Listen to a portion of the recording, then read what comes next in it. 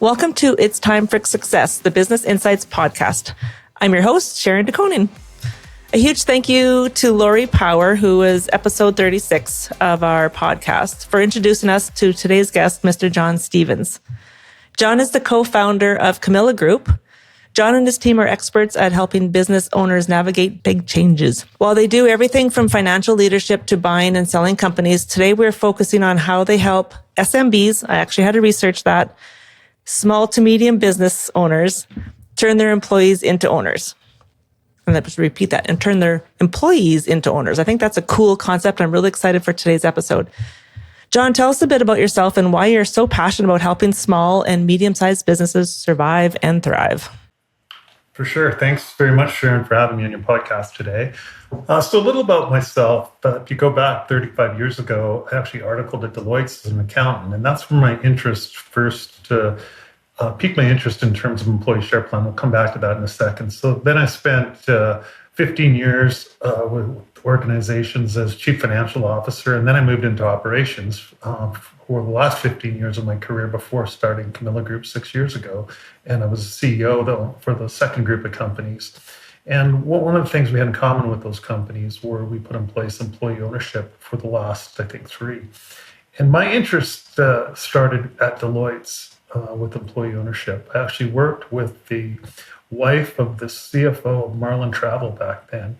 And Marlin Travel was an employee-owned business that started in Edmonton and over 25 years grew to Canada's largest travel agency, and then they sold to Thomas Cook. When they did, they had lots of employee owners that were business. And fortunate for me, I actually, after Rod Marlin sold his business to Thomas Cook, he bought another business called Everready, and he hired me as the CFO, and we went on to implement a lot of employee ownership. It was a private company.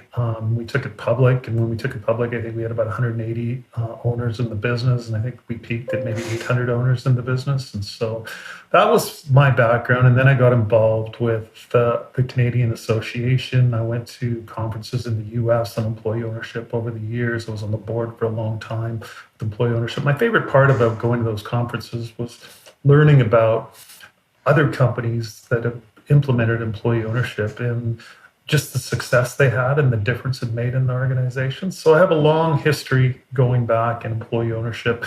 We're based here in Edmonton, and in Edmonton, PCL, everybody knows PCL Construction. It's one of North America's largest construction companies, and it started here in Edmonton. But in 1977, Bob Stollery and 25 managers bought the company from the Pools who founded it. And then it went on to grow through employee ownership. And you see across Canada, a lot of companies in construction have employee ownership. So I guess to answer your question, my interest is because I think it really truly makes a difference in how companies can grow. And we see that with our clients. We've been implementing employee share plans for clients over the last 5 years.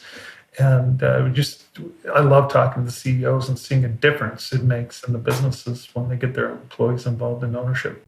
It's so exciting. So there's got to be pros and cons, and there's got to be some situations where it wouldn't work for certain companies, but other companies. So we're going to dig into that a little bit today. So for me, I must have had in my head where I basically work in these 4 walls, I guess, but I've never knew it was even an option. I've heard of people selling to their general manager, their people, but not employee ownership. So anyways, I'm really excited for today. So Camilla Group specializes in strategic advisory services for small and medium-sized businesses, SMBs, with a core focus on mergers and acquisitions, employee stock ownership plans, and fractional CFO services. That was a new word I learned too. But today I would love to focus on 2 topics, and that is EOTs, employee ownership trusts, and the other topic is ESOP. For sure. They're relatively new in Canada. We were the last G7 country to put in any type of tax incentive for employee ownership. And so the government introduced them. They were passed into legislation for a 3-year period, which expires at the end of this year, unfortunately. We're hoping for an extension, but the real big carrot from a tax is you get a $10 million capital gains exemption. And so that was the driving factor why individuals might want to do this. They were a little bit slow on the pickup. We had our annual employee ownership conference last September in Calgary, and the first three that had done it in 2025 were there presenting at the conference. And a few reasons for that. When they first came out, we had a lot of interest. I presented probably half a dozen times on the topic, just because there was so much interest when it first came out. One of the things that the legislation did is a lot of entrepreneurs own their businesses in holding companies, and holding companies weren't eligible for the capital gains exemption. Fortunately, the government fixed that and changed some legislation last year, late in the year.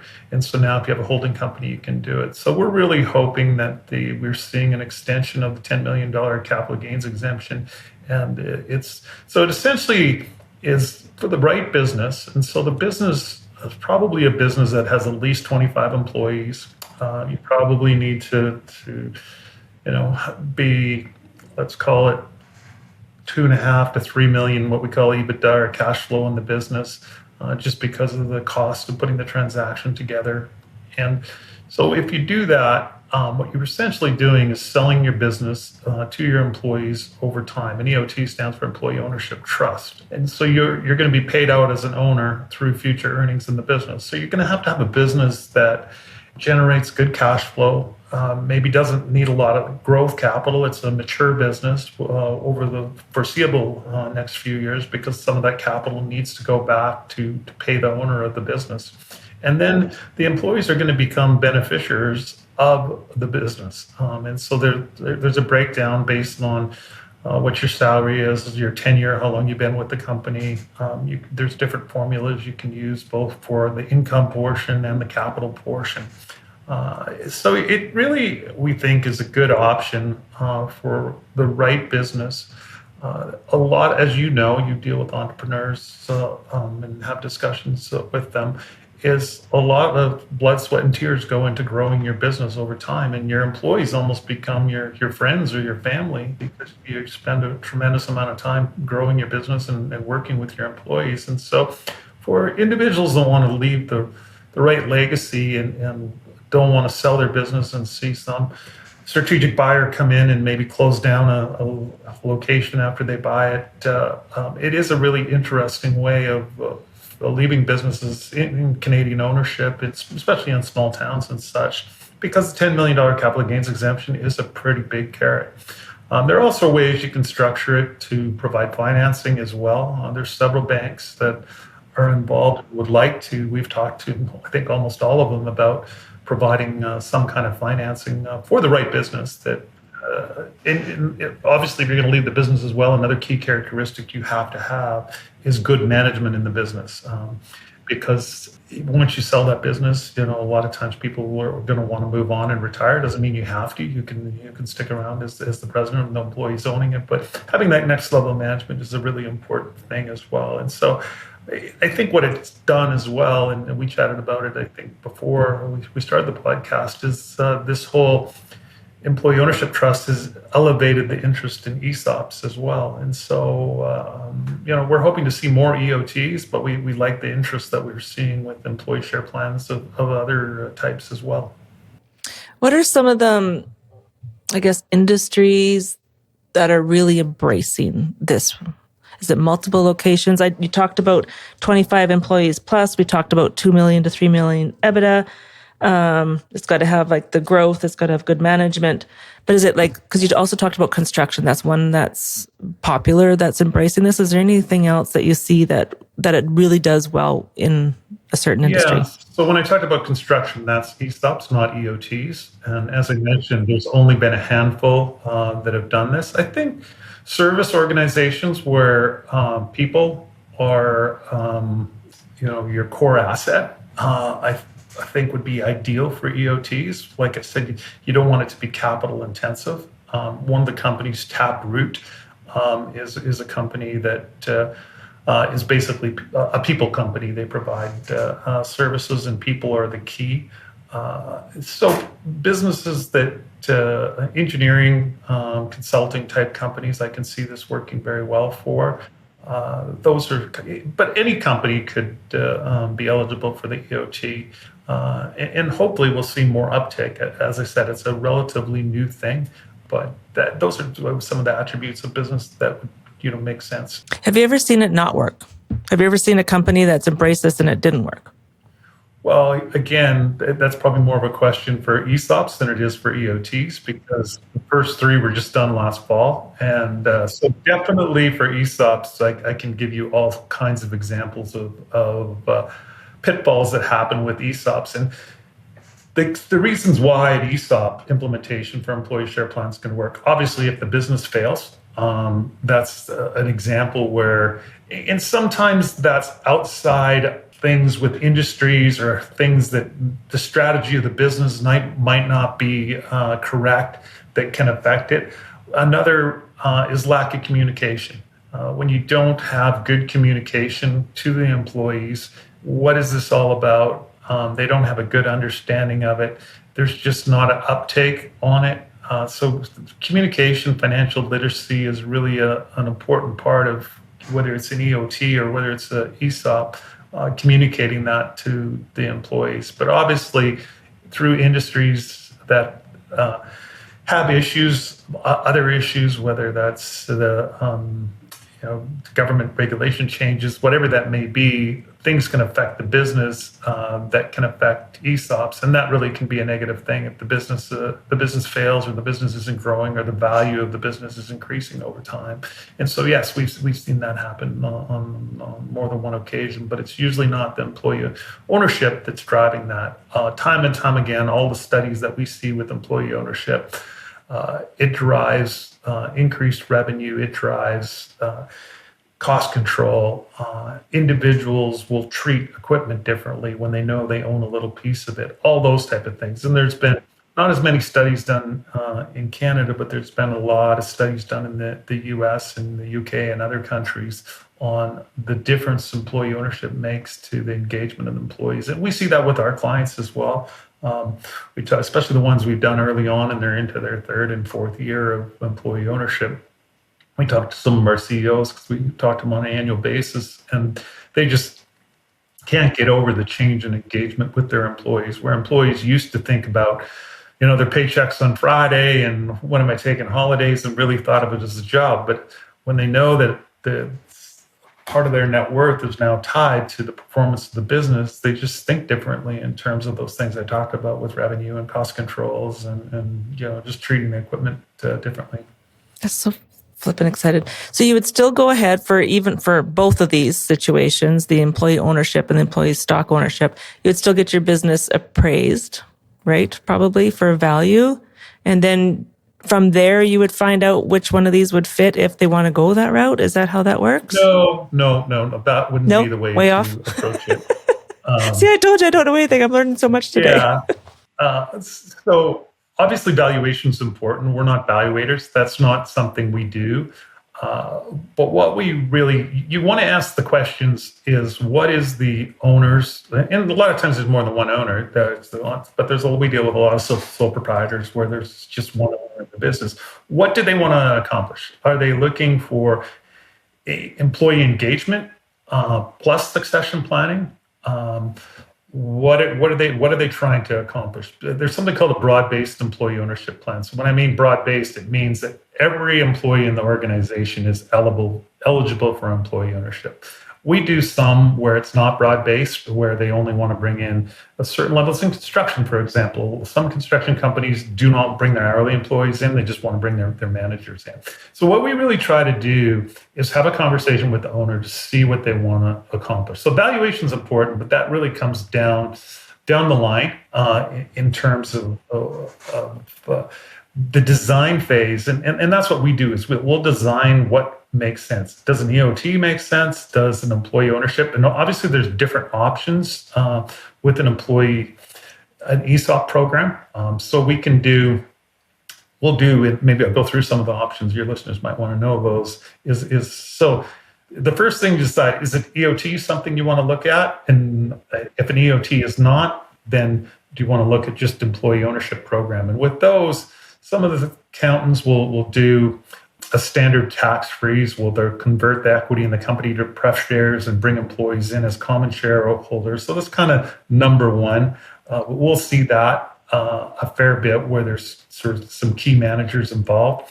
Our two favorites though are we like to do a share purchase plan where the employees actually purchase the shares from the owners, or if the employee ownership program is mature, they can actually purchase it from other owners of the business as well. We put in something called a mini market right in the shareholder agreement, where it's kind of once a year, there's an opportunity to buy and sell your shares or trade your shares. Think of it as an auction. It's not an auction because the price is set, but it's an auction from the perspective you can take your shares to market if you feel like selling them, and you can be a buyer if you feel like buying those shares on an annual basis. And so the share purchase program, obviously employees need to get their money from somewhere. So there's several different ways how they can get their money. They can dig into their own pockets and purchase the shares through their own means. There's several banks that get involved with financing. With larger companies, it can be directly to them. With smaller companies, it'll be a loan to the company, and then the company will turn around and lend the money to the individual. It also can be a loan from the owner directly to the employees. We don't see that often. We'll do a direct loan from the company to the employees.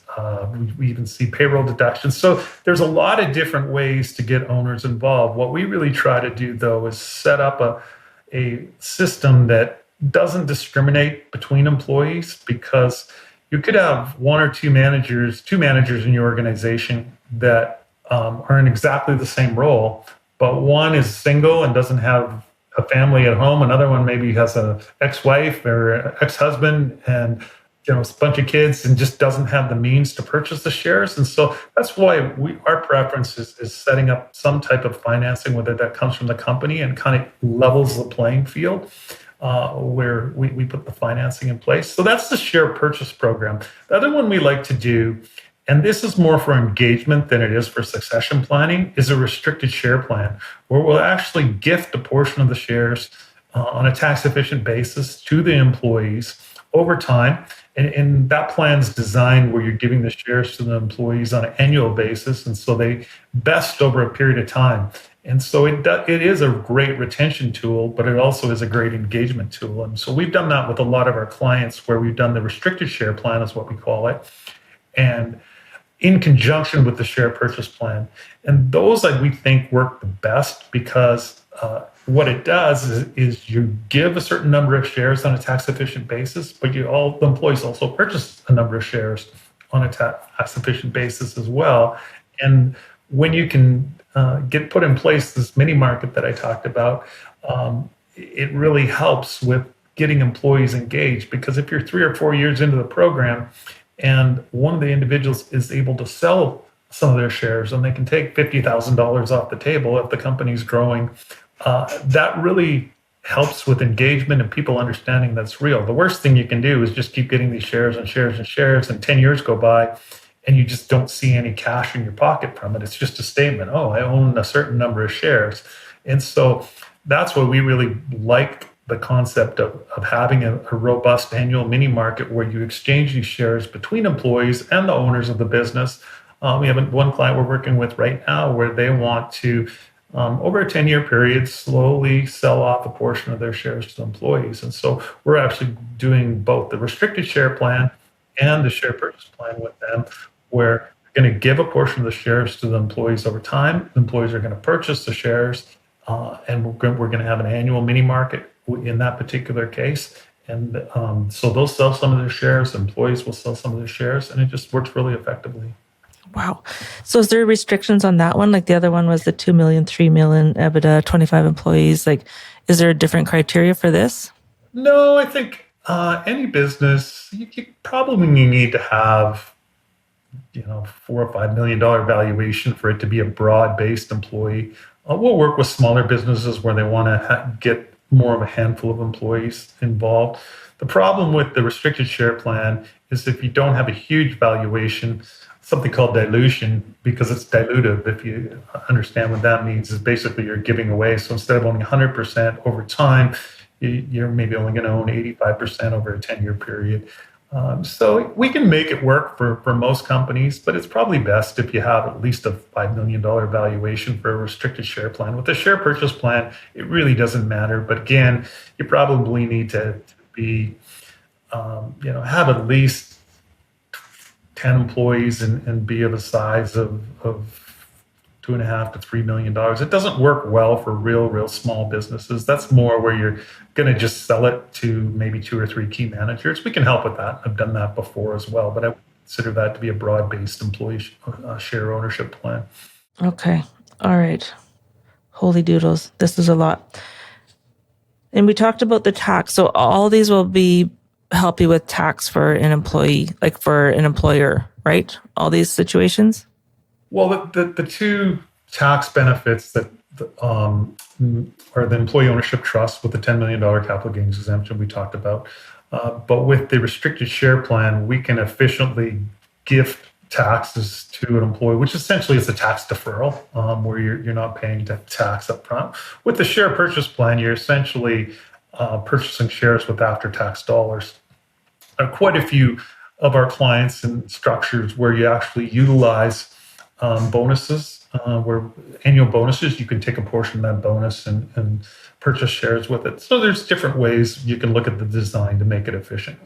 And that's what we do. These are not straightforward share plans. And that's one of the issues with Canada with the ESOPs is they're all a little bit different because they've gone to a lawyer or a tax accountant and they've designed them to fit their business. But when I say they're a little bit different, there are similarities. Where if you go to the US has legislation, all ESOPs are equal. They're all the same. UK, same thing. They're all the same. Where we didn't have any legislation in place. And there are some concerns with the EOT with certain individuals is you do have to give up control. There's some things you can do around that in terms of giving up control. Where in the US and the UK, it's a little bit different. And so to answer your question on the tax basis or the tax question, there's things that you can do to make them tax efficient with the ESOPs. The EOTs, I think it was that one. I think we talked before. It was like I didn't understand. It doesn't have to be all the employees that embrace this, and they can do it later on. Is that correct? Or as you bring in more team members? Yeah. So you have to sell 51%, and you can deal with the other 49% later. It's interesting because there's certain things you can do from a governance perspective until you're paid out. If you go on our website, we actually have a case study on there for EOTs. If you go under Employee Ownership Trust, you can pull down and you'll see the PowerPoint that has the case study. But what we're seeing was, and again, it hasn't happened yet, but we saw a fair bit of interest with family offices, certain private equity firms that would be interested in investing a minority portion in the business. Because usually private equity wants control. They want to purchase control. But the employee ownership in the EOT is interesting enough that we've talked to several across Canada that do have an interest in partnering with the employees. So the employees have to purchase 51% through the EOT, but then you can bring in a partner. And this helps the owners of the business as well because they can take more cash off the table if you bring an outside investor. And so that's something that is a possibility as well. And so I've also just been speaking with Lori, I believe it was, that banks are actually embracing this as well. There's certain banks out there that are embracing this new, or for me, it's new, this technique. Is that correct? Yeah, for sure. So Bank of Montreal has one individual dedicated to employee ownership financing. Scotiabank has their arm, Roynat, that has talked about possibly financing EOTs. A lot of the banks finance companies like PCL, where they lend directly to the employees to purchase shares. Recently met with the senior gal from Service Credit Union that are interested in providing financing for employee ownership. Her husband works for PCL. That's kind of where they got the idea. So yeah, several banks really like to look at employee ownership financing, and several would look at EOT. And again, it's early on. And in the case study example that I talked about, we actually do a case study in there where we show financing from a bank and how that could you finance the $10 million. Okay. Okay. So, and you said there's a good track record. I get that because your employees are more dedicated into it, like you had mentioned, from the equipment to everything. But also, it's also I'm very a strong advocate for communities.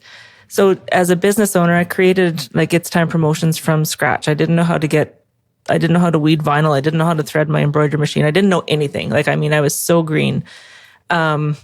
And then to have it 19 years later, it would be really sad. And I think for most businesses out there, it'd be really sad just to sell it and then just to see it change names and go away. Because it is like a baby. You've grown it, you've nurtured it, you've got it going. And a lot of our employees, like I think 2 of mine for sure, have been with me almost since the days we opened the doors, right? So you want to be able to give back, and they've already embraced It's Time promotions. They own it, they walk it, they're following our core values, they're doing everything right. So for me, I would love to be able to have that opportunity to pay it forward to them and say thank you and offer them something to carry on the so-called legacy, I guess. I don't know if it's the right word, but services to our community, because like there's a lot of people that rely on us. You summarized it. That's the biggest benefit for the EOTs right there. And I think it's a lot of businesses and small communities right across Canada that it's a great option to transfer your business to your employees, get the $10 million capital gains exemption. You'll sleep better at night because you know your business is going to the people that helped you grow it, just like you said, that embrace your core values, do all those things. And so that is the biggest benefit of employee ownership trust right there. Okay. So I think we just need to do a small recap on how our customers or our listeners, I guess some criteria of what would qualify them for this. Again, if you don't mind just repeating some of those things for them. Yeah, so for EOT, like I said, probably 25 employees, EBITDA $2 to $3 million, depends on the industry, is probably the minimum size. Obviously, all the way up to 75 million EBITDA, you could look at it in the EOT.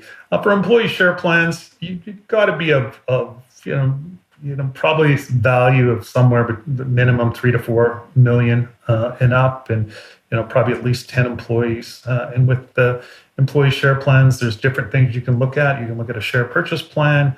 You can look at some tax freezes. You can look at a restricted share plan. We didn't talk about it, but a couple other options we don't do a lot of is we consider options to be a certain form of employee ownership. You see that a lot in high growth companies, so it's a little bit different. Something called phantom share plans. We see some of the tax guys do that. We're not big fans of those. So the 2 that we really focus on are the restricted share plans or the employee share purchase plans. In most companies, we could design a type of plan that would make sense for them. And that's what we do as a firm. We design and we implement employee share plans. So our engagement letters are broken up between design and implementation. And the reason for that is, as I mentioned earlier on in the podcast, is all the tax accountants, they do them a little bit different, and the lawyers do them a little bit different. Obviously, there's lots of similarities between what they do. And your listeners could go to their accountant and say, oh, we want to do this employee share plan. What's the best tax way to do it? Or they could go to their lawyer and ask the question. The problem is because it's so specialized, they may have a limited amount of experience in terms of what's structured. So we've seen so many of these plans over the years through our firm and implementing them, and through the employee share plan associations, both in Canada and the US. We know what works for what you're trying to accomplish and for the size of the business. And so we really complement what the tax accountants and the lawyers do. And we'll bring them in later on after we've done some design phase. And most times it's truly a rubber stamp, just because we've been working on these for so long. The valuation question I think you asked at the beginning is an important part. We're not valuators. And so when you're selling your business to your employees, you definitely have to get an evaluation, especially when they're digging into their jeans and purchasing the shares from you. And with an EOT, you have to do that. In some cases, for smaller businesses that are simple to evaluate, and you're only doing a restricted share plan, so you're essentially giving the shares to the employees, you don't have to go out and get a third-party valuation right away, but we do recommend it. And there's several different firms that we work with to provide valuations to our clients in the company. So valuation is a big piece, and so that's really the decision that needs to be made. Is the EOT something that makes sense for you, and we can help you through that process and through that discussion, or is it an employee share plan? Are you looking for just engagement from your employees, or are you looking for succession planning and taking cash off the table as well? So if a person was interested, but they're not up to those say the 3 million EBITDA, but is there something way that they can send you financials and you can say, you know what, that's not going to work for this, but this might be an opportunity? Is that something that, a smaller based business that can help? Can you help them with that? I just want to clarify something. So with the EOTs, it's $3 million EBITDA, but with an ESOP, I was talking overall enterprise value of $3 to $4 million. So two different things. So the businesses that are eligible for ESOPs that we work with would be smaller. So, probably minimum $1 million EBITDA. So with an ESOP, $1 million EBITDA. That's probably the minimum. I would say would be $1 million EBITDA and a handful of employees. You probably need, like I said, with an ESOP, at least 10 employees. Not that we have done it for smaller ones. So yeah, you can reach out to us. CamillaGroup.com is our website. We have a form you can fill out and just tell us a little bit about your business, what you're thinking, what you're looking, and we're happy to have someone have a conversation with you to see what makes sense for you. It sounds like there's lots of different options out there for somebody, and like if you are passionate about your business and you're in a stage like I'm at, where I just want to say thank you to my employees and help them carry on. I think that would be a good thing. So for the EBITDA, if I pronounce that correctly, also it's something that our listeners, they don't calculate. Their accountants or an appraiser can figure that out. Is that correct? Yeah, look at it from a simple perspective. Is everybody understands cash flow, and so EBITDA is essentially cash flow.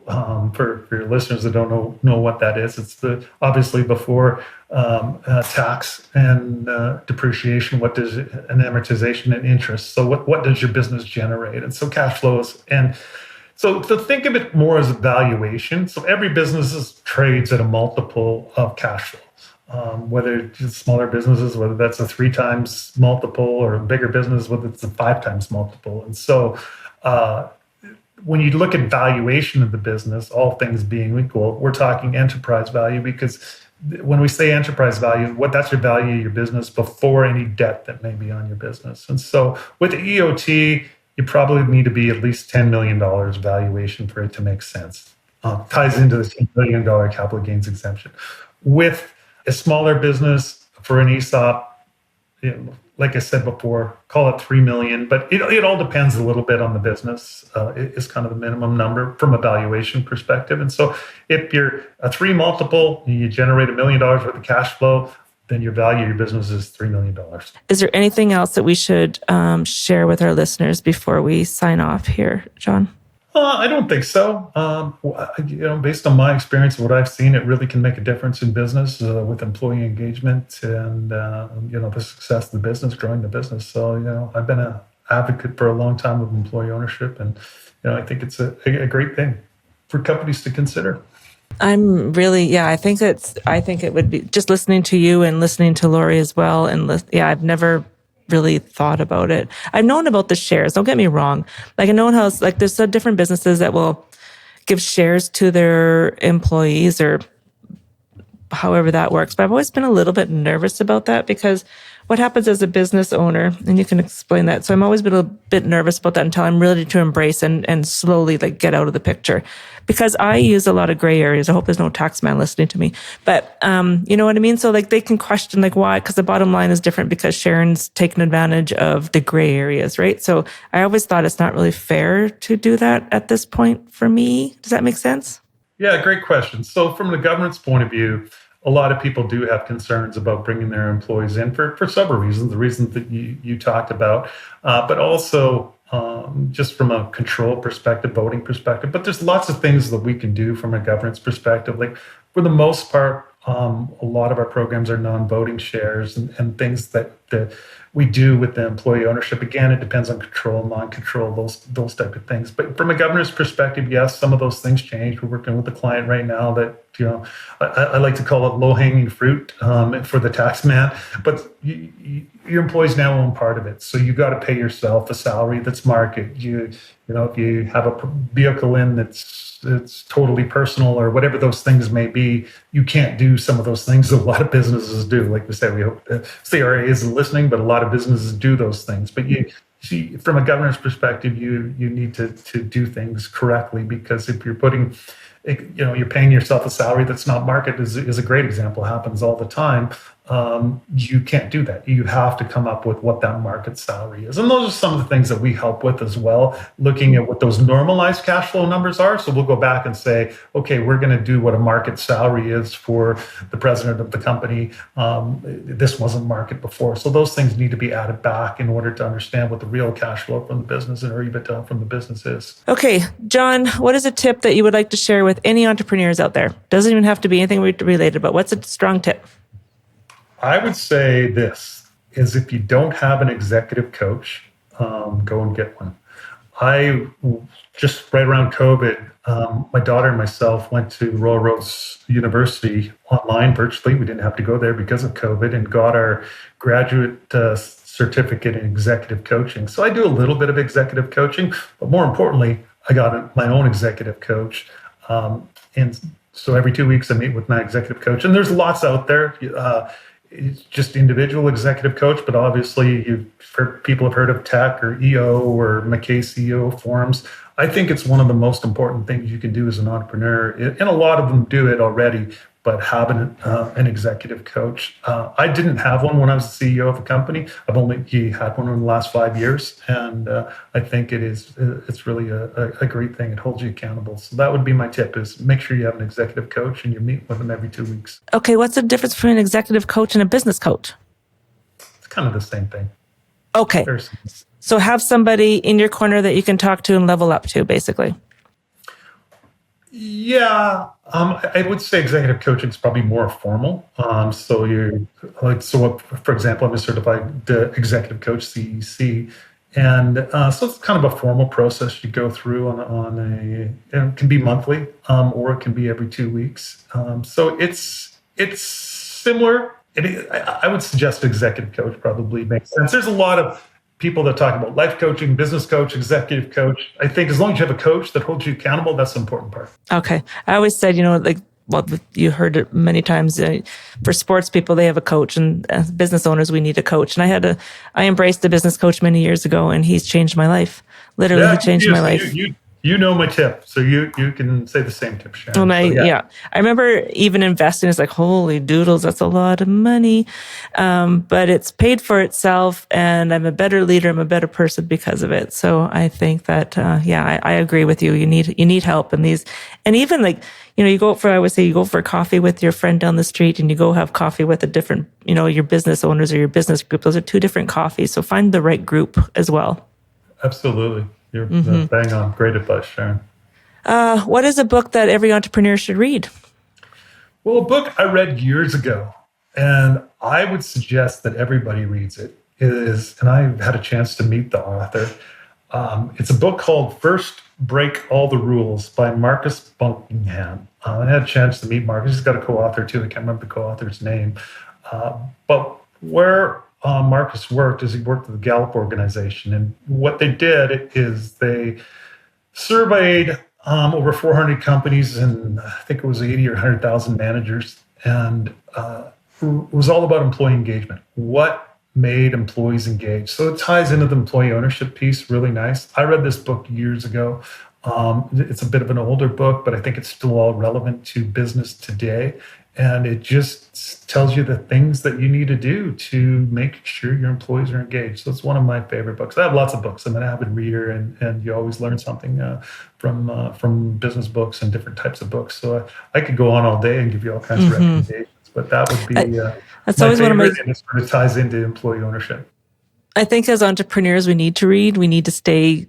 We can always learn something. So that's why one of my key questions are, because I think as our listeners, I hope you do embrace these literature that our guests are telling us about and do that. So sometimes I also listen to audio. I mean, because I drive a lot. So the audiobooks are great, but I'd like to highlight and make notes. So unfortunately, the audio is okay, but I prefer a paper book myself. I do a combination of both.